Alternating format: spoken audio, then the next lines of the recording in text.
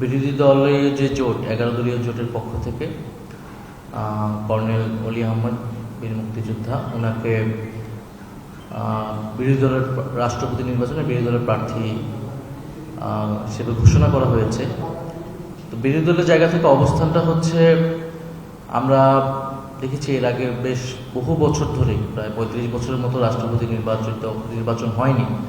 আমাদের কাছে মনে হয়েছে যে গণতন্ত্রের জন্য একটা অংশগ্রহণমূলক নির্বাচন প্রয়োজন, এবং আমরা দেশকে আমাদের সেই রাজনৈতিক অবস্থানটাও জানান দিতে চাই যে আমাদের যিনি প্রার্থী তাকে আমরা মনে করছি এই মুহূর্তে বাংলাদেশের অভিভাবকত্ব হিসেবে তিনি সবচেয়ে গ্রহণযোগ্য হবেন। এটা একটা রাজনৈতিক অবস্থান জানান দেওয়া আপনারা বলতে পারেন। দ্বিতীয়ত আমাদের প্রত্যাশাটা ছিল যে জুলাই সনদ অনুযায়ী রাষ্ট্রপতি নির্বাচনটা হওয়া উচিত ছিল। যে নির্বাচনের পরে যেহেতু গণভোটের রায়ও সংস্কারের পক্ষে এসেছে, তো সেইটার সংস্কার করে 70 অনুচ্ছেদ সংস্কার করে আমরা যদি রাষ্ট্রপতি নির্বাচনটা করতে পারতাম, এবং জুলাই সনদ অনুযায়ী কিন্তু রাষ্ট্রপতির ক্ষমতাও অনেকগুলো জায়গায় বৃদ্ধি পাওয়ার কথা ছিল, তাহলে আমরা আসলেই নতুন বাংলাদেশ, গণতান্ত্রিক বাংলাদেশ, ক্ষমতার ভারসাম্য, এবং যেই রাষ্ট্রপতি যিনি নির্বাচিত হয়ে আসতেন তিনি আরও অনেক বেশি সম্মানিত হতেন এবং আরও অনেক বেশি গ্রহণযোগ্য এবং আস্থার জায়গাটা হতেন, ব্যক্তি হিসেবে না, এই পদটার সম্মানটা আরও বাড়বে।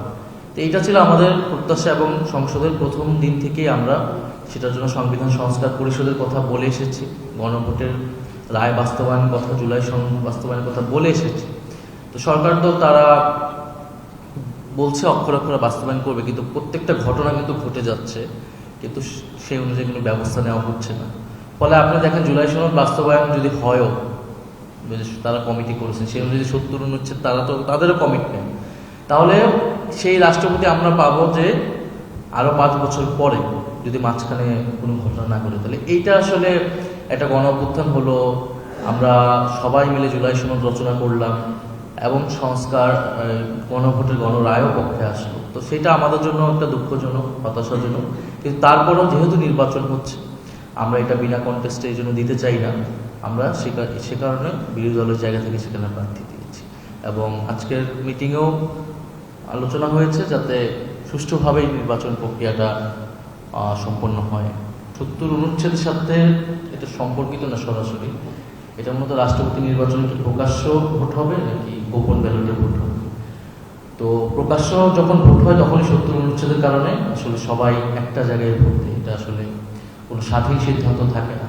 কিন্তু যদি গোপন ব্যালটে ভোট হতো তাহলে আর এখানে 70 অনুচ্ছেদ যেটাই থাকুক এটার ইমপ্লিকেশনই হতো না। ইভেন এটাতে কিন্তু সবাই ঐকমত হয়েছিল যে আমরা গোপন ব্যালটে রাষ্ট্রপতি নির্বাচনটা করব, এবং এটার জন্য সংবিধান সংশোধনেরও প্রয়োজন নেই। যে আইনটা আছে রাষ্ট্রপতি নির্বাচনে, সেখানেও যদি আইন সংশোধন করে গোপন ব্যালটের কথা হতো তো সেটা করা যাইতো, কিন্তু আনফর্চুনেটলি এটা এখন হয় নাই। ভবিষ্যতে হবে এটা আমরা আশা করতেছি, কিন্তু যেহেতু নির্বাচন হচ্ছে এই জন্য আমরা গণতন্ত্রের সাথে অংশগ্রহণ করছি। ধন্যবাদ।